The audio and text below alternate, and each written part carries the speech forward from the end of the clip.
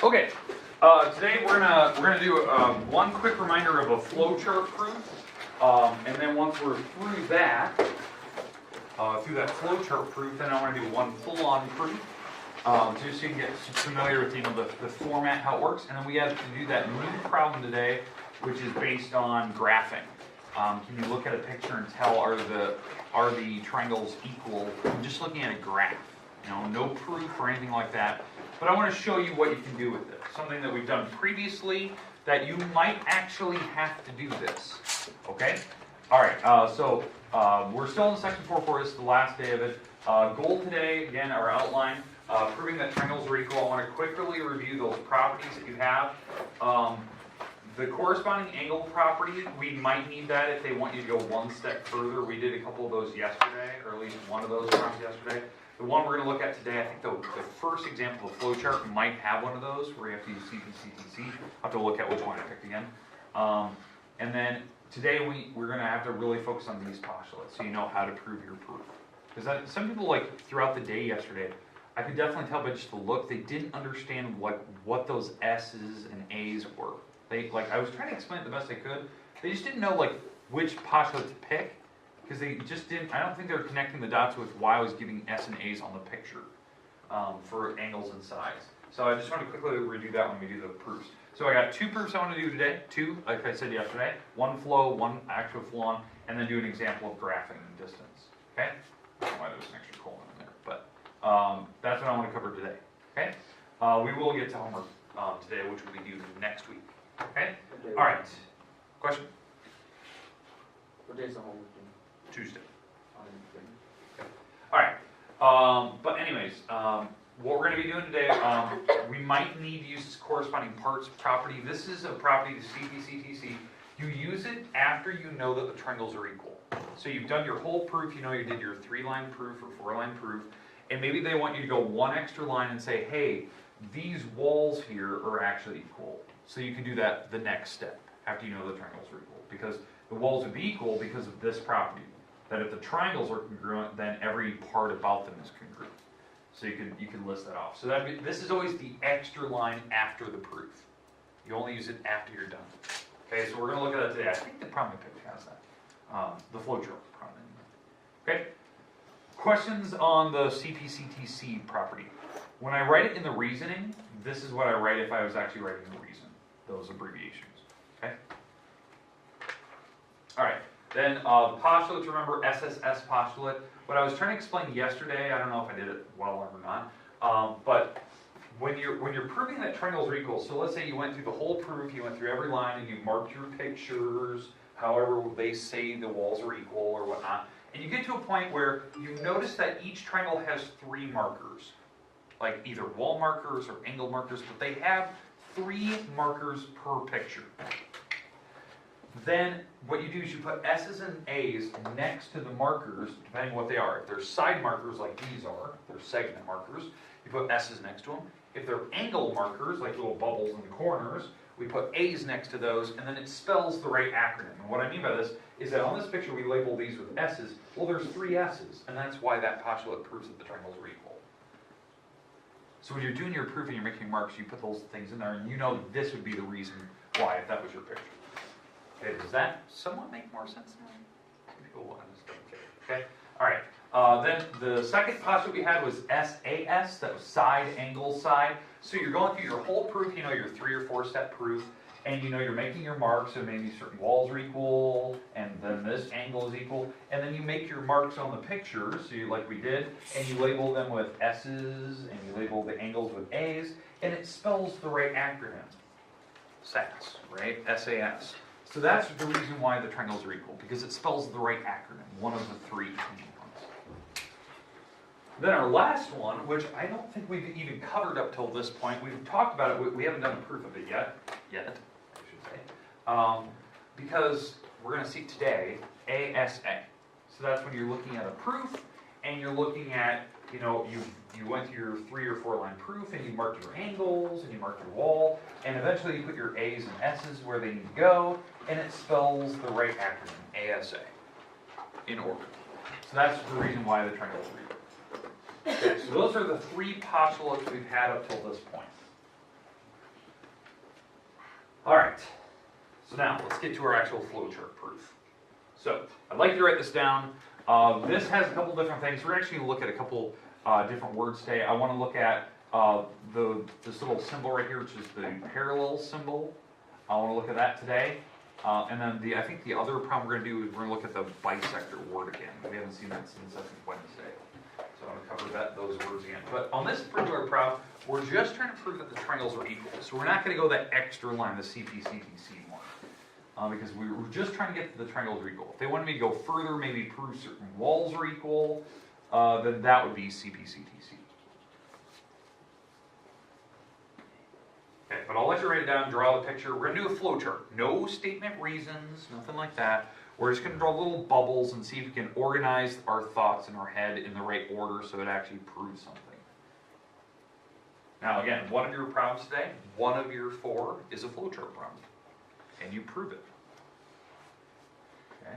Because you're going to do the exact same thing I'm about to show you. You draw your little bubbles and you fill them in. Again, when I do these problems, I would expect 3 to 4 lines.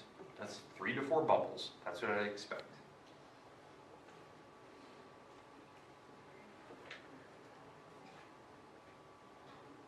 I think this takes 4 bubbles, I'm pretty sure.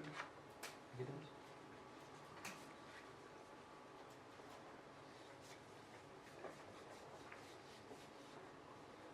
Again, when you're making your marks on the pictures today, I know that the book always tends to like draw the markers in there and stuff. I would prefer that you would actually wait to make those little pink markers here until you have actually went through like the actual like flow proof or the proof itself, and you make the marks when they tell you you can. But it's not a big deal. Some people just mark right away, but I like to at least wait so that you actually mark them in the correct order. Okay. Flowchart, how do we start? Yeah, given. So on the flowchart, we're going to start with the given information. So on this particular problem, we're given that 2 walls are equal. So x, y, that wall is equal to wz, and that's the marker that they made. X, y, and wz. So if you haven't made that mark yet, do that now, because they explicitly told us that 2 walls are equal. And then we're given that yx is parallel to ZW. Now parallel, so this stick is parallel to the bottom. Now I'm putting a little arrow, that's the little parallel symbol. All it means is that they're not going to touch each other. Okay, does that make sense, the little arrow? It doesn't mean anything else. I just put those in there so I know which 2 walls they're actually talking about. They're talking about the top and bottom wall are parallel. Okay, questions with the start of your proof. Now, in each picture, ignoring the parallel marker, because that doesn't count, the little arrows, how many marks do I have in each triangle? 1. I have 1 marker. I have that marker and I have this marker. Ignoring the parallel markers, so those don't count. So I have 1 marker, and they're S markers, right? They're side markers. They're little segment markers, so these are S's. Okay? So I need to get to a point where I can prove the triangles are equal. So I need at least 2 more marks per picture. Okay? Now, in line number 2 of our flowchart of our proof, I always reserve this one usually for, is there anything obvious from the picture that you know is the same? So like, is there vertical angles? Is there the reflexive wall in the middle? What do we have? Reflexive wall. The wall in the middle of the picture is literally shared between the 2 triangles. That's a shared piece. You could always do vertical angles or that. So xz is equal to itself. It's the same wall per triangle. It literally didn't change sizes. So now I have 2 marks in each picture. So I have the side markers, I have 2 of them.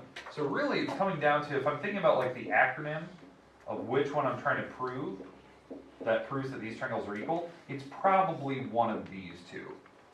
Just saying. Just because they have 2 S's in them. And I already marked 2 S's on the picture. Per picture. Okay, so line 3 now. We probably should define what parallel actually means. You know, if they give some weird cryptic symbol or some weird word, we probably should talk about that. Parallel Parallel means that the walls don't touch, right? The top and bottom wall will never touch even if we extend them. But here's something that a lot of people don't think about. By having parallel walls, there's certain angles on the pictures that are the same. That's what parallel actually like implies. It's telling you like, hey, certain angles on this picture are equal because of the walls that are parallel. In fact, the angles that are equal would be this angle right here and this angle. What are those angles called? They had that in the last semester test. Corresponding? No, not quite. Corresponding is when like one's outside, one's inside. These are both inside the trunk, inside the picture. They're not like on the. Alternate. They're alternate.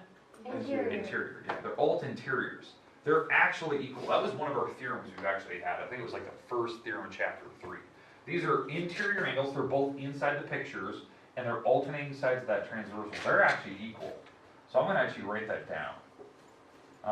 What is that angle? YXZ? Angle YXZ. That angle is equal to this angle, WZY, or WZX.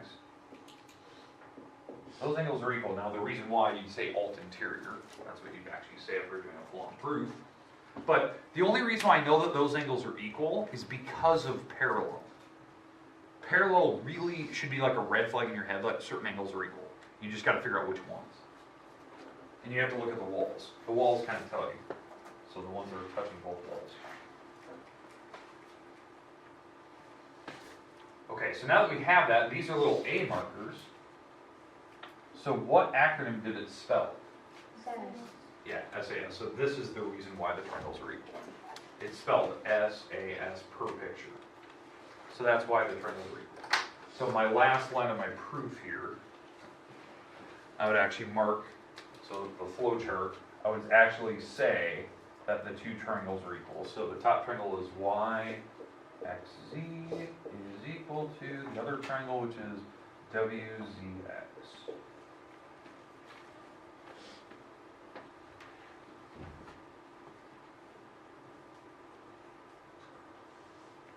And again, if you're doing a full-on proof, you'd put the little dot dot thing there, but we're not doing it. We're doing the flow chart. Again, look at this. There's no reasons on that thing. It's just going in order. It usually takes 3 to 4 lines, just depending on what they give you. But as you go, you need to mark the picture. Now, the reason why I picked this problem is because it had the parallel. We haven't seen that for a while. Some people wouldn't know that you could put angles equal. Parallel implies certain angles are the same. That's all it implies.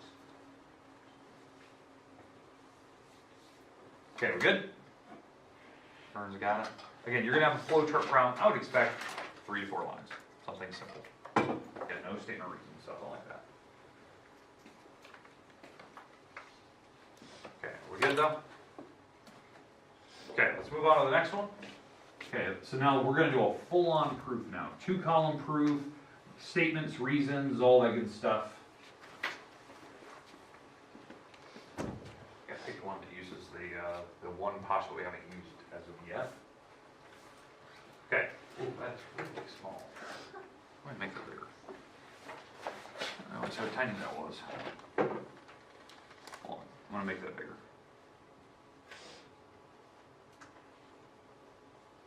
This might be excessively big. Let's see. Yeah, it's bigger. All right, we'll go with it.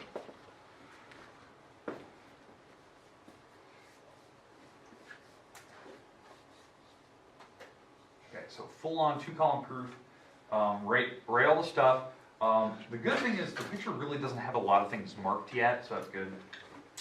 And they actually just explicitly say that things have right angles, which is weird. Usually they use that little perpendicular symbol.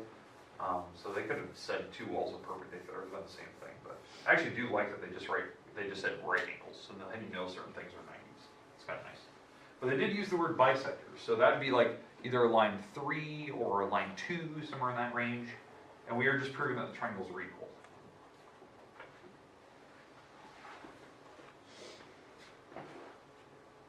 But I'll let you write it down, then we'll go through the proof. I would expect 3 to 4 lines, somewhere in that range.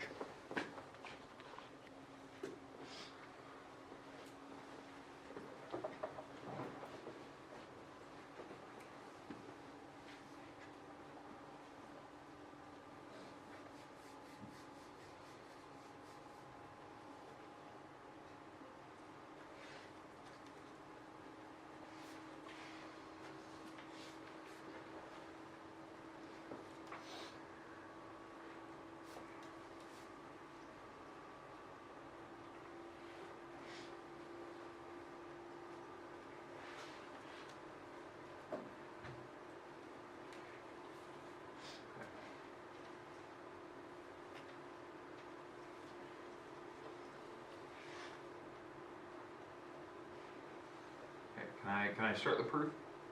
We good? How do we start line 1? Given. So let's write all the givens down. I know that seems a little silly, but we do have to start with that. Line 1, what is that? CE, that stick bisects an angle. Angle BED. So if we're bisecting an angle, probably what's happening is it's splitting angle into 2 equal parts. It's because we are bisecting an angle, so that is an actual angle bisector. The other thing they gave me that was that certain angles on this picture are right angles. BCE is the same as ECD because they're 90s, they're right angles. These are all given. Sorry. Just paraphrase what we're saying there. They're right angles. Right angles mean 90s, by the way. If you actually want to write the word right, that's fine. I'm just writing 90 because I'm just going to cut to the chase here. Now on a proof, you could write this, and maybe on like a line 2, you could say that the angles are 90s and they're equal. I could see that.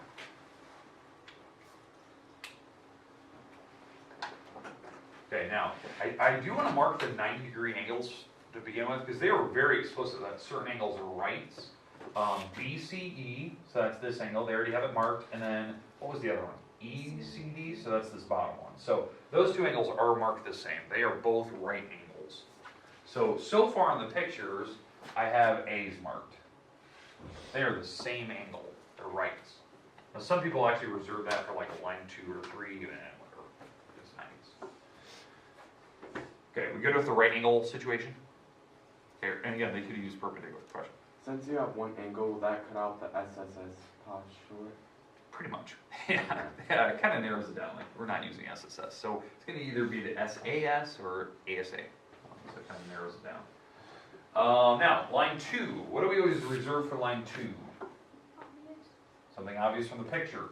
Well, they don't have vertical angles, but they do have a reflexive wall. So they do have that wall in the middle of the picture. That's always reserved. So CE equals itself. And the reason is the reflexive wall. It's the reflecting mirror. Reflexive. It's equal to itself. Oh, and I better make a mark. What is that, an S marker? Okay, so far I have 2 marks per picture. So each triangle has 2 marks. I have an A and an S marked in each one. I need 1 more marker. And now, line 3, I need to interpret what that whole bisector thing meant in line number 1. Because line 3 is usually reserved for if they use weird words. Probably should write down what they mean. So line 3, CE, the stick, bisects this angle BED. It's bisecting this angle over here. That means we're cutting the angle into equal parts. So that means this angle on the top is equal to the angle on the bottom, this one. They're the same angle. That's what bisecting means. It's going right through the middle, cutting into 2 equal parts. So we're going to write that angle down. That's BEC. So angle BEC is equal to, or is congruent to, DEC. And the reason why I can write that they're equal is because of the definition of angle bisector. That we bisect an angle. So it's cutting an angle into 2 equal parts. And those are A markers. So, do we have 3 marks per picture? Does it spell one of the right acronyms we have? Which one does it spell? There. And then, so boom, on line 4, the triangles are equal. So dot, dot, dot. What is that top triangle? BCE. That triangle is equal to the bottom triangle, DCE. And the whole reason is ASA postulates. For number 3, just put definition of bisector, do a definition of angle. Yeah, you can write bisector to be the same. Angle bisector, bisector, yeah, they're the same.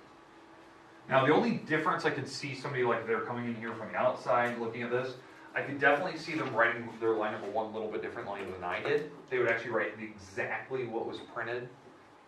So they would actually write like the angles are right angles, I could see that. And maybe like later on, maybe line 3 or 4, they would write that the angles are equal and they're equal to 90 because of what right angles mean. but I think common sense, like people know what right angles are. They're 90 degrees. I don't think we need to stretch it out too far. But, oh, 3 to 4 lines. This is difficult. Okay, it's the same steps. Now, line 2 is always the one that gets people, because line 2 and 3, they could technically switch spots, and that would not change the proof. You may not have a reflexive property in your proofs. You may not have a vertical, because maybe they don't have those in the picture, so you just have to interpret a lot of stuff from line 1. So maybe you're just interpreting certain angles are equal, certain walls are equal, and you won't need the reflexive wall, and you won't need vertical. Maybe you already have enough markers, you can just jump to the chase. Okay? All right, questions on any of these so far? Okay, last example today. Last example. I want to do a graphing problem. Now, I have no idea if this is going to look small or big. I thought this one looked big on the PowerPoint, but now I'm kind of worried about this next one I'm going to show you. All right, not bad. A little faded there. All right. Okay, so on this particular problem, you're going to have one of these today, and I will give you some graphs, so you can actually graph these if you need it. Some graph paper, I should say. The idea is that they want you to figure out when you draw 2 different triangles on a graph. So you're going to draw one triangle, they call it ABC. They have another triangle, XYZ. They want you to put them on a graph and tell me, are they actually equal to each other? So the hard part is you won't be able to tell the angles. So it comes down to just knowing, are the walls the right lengths? Are they going the right direction? Are they even set up correctly? So that's what we're going to be doing. So I'm going to show you one here, and I'll show you kind of like a way to figure it out. Like, some people can look at it and go, yeah, they work. They're exactly the same. They're very good at like spatial acuity. They can just see that the walls are the right lengths.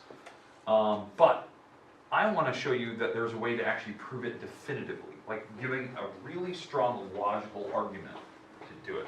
Not just, trying to go, yeah, they look close, but actually valid logical arguments. Okay, so let's draw this out. So if you want to just draw like a rough scale picture of this in your notes, just draw like the Cartesian coordinate plane and put some dots on it. So -3, -5, 1, 2, 3, 4, 5. So there's A. B is -1, -1. Here's B. -1, -5 is C. All right, so what type of triangle is that? Right. It's a right triangle. That's why some of these are like super obvious when you first look at it. You look and you're like, oh, that's a right triangle. Yeah, that's great. So now you get a sense for what this thing is. So we won't need maybe to show the logical argument. You can just look at the picture and tell. Okay, but we have to keep going here, so we're going to draw the next triangle. So there's your first triangle. The next one I'll put maybe in blue here. 5, -5. So 1, 2, 3, 4, 5, -5. So that's X. 3, -1. So there's Y. And Mr. Ward. Yeah. Yep. Bye. Yeah. Okay. Adam, check the website later if you want to know that. Okay. Okay. Z is 3, -5. So 3 over, -5 down. There's Z. Okay. So now the question is, are the triangles equal? Okay. So what I mean by that, what we're trying to prove is ABC, the triangle, congruent to the other triangle XYZ. So that means letter for letter they have to match. So A has to match X, B has to match Y, and like distance-wise from each other. So like from A to B, it's going the diagonal. So we're starting on the bottom flat piece and we're going up. The bottom flat piece going up. So X and Y do look like they match like visually. Then Z and C would have to match. Well, we just have to check the distances. So what's the distance from X to Z? 2. A to C? 2. So those do match. The reason why I'm looking at those two, those are the outside letters. So like the distances to the outside letters has to be the same as the distance from the outside letters over here. So X to Z has to have the same distance. And we said there were 2s. So the walls are the same length. The distance going from like B to C, that's the second two letters. That distance has to match the distance over here for Y to Z. Well, that distance is what, 4 and 4? So it looks like, yeah, they're all the same, because we even said this is a right angle.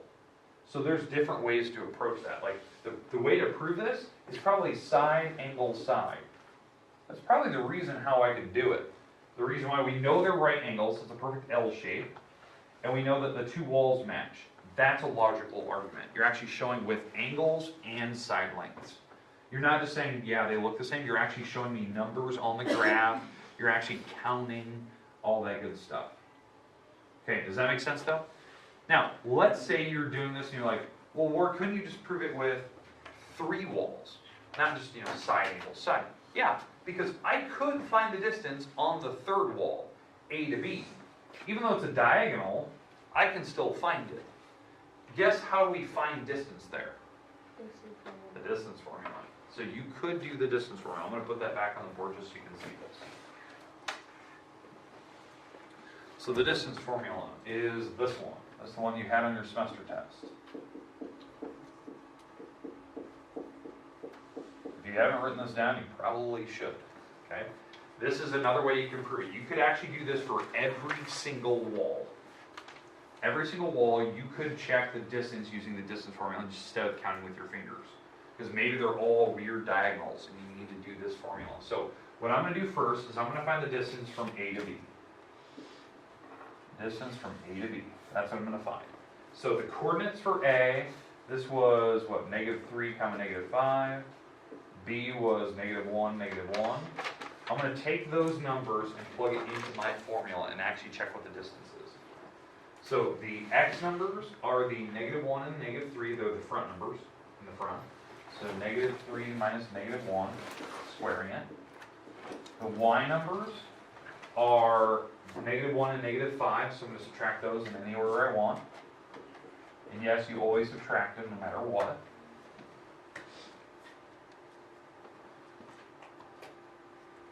So it looks like -3 plus 1, basically. -3 plus 1 squared. -5 plus 1 squared. That's all under a radical.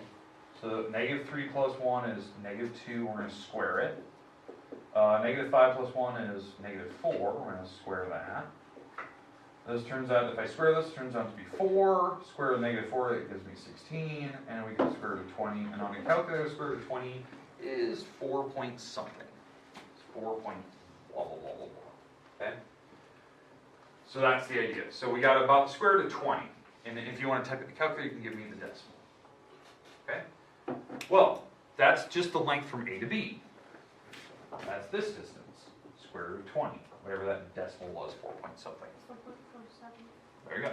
Okay? And again, how you type the square root in your calculator, there is a square root key. You just have to find it. It's usually like you have to hit the little shift key or second key and go find it. It's usually around the number 7 somewhere. That's usually where that square root key is, and then you just type in 20 and hit enter, and it tells you 4.7.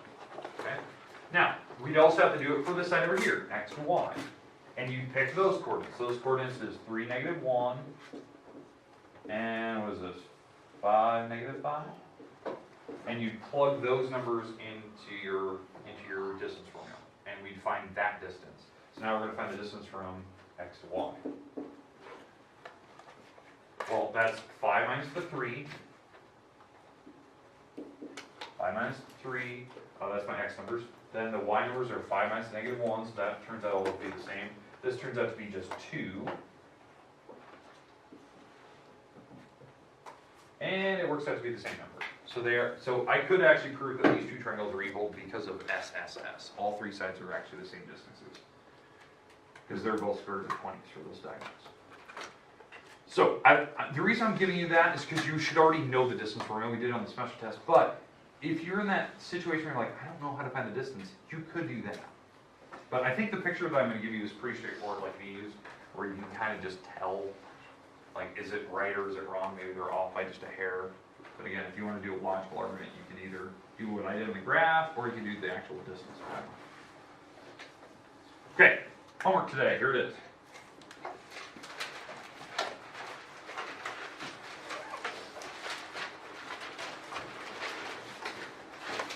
Okay, your actual homework today. Due Tuesday, that's the 23rd next week. Page 268, 21, 4, and 10, and page 278, number 1. And yeah, I know that seems a little weird that I wrote it in that order. The first two here are proofs. One's a flow proof, and then one's an actual written proof. And then number 10 is a graph. And then number 1 on the next one's a proof. So you're going to have 2 full-on proofs, 1 flowchart proof, and then 1 graphing problem. And you will need graph paper, so I'll hand out graph paper here in a minute. And again, for the graphs, you can just, because I'm only going to hand you a single graph because you only need 1, you can just staple it to your actual homework. You're just going to have 1 graph anyway. Or tape it on there, I don't really care how you do it. Alright, but there you go.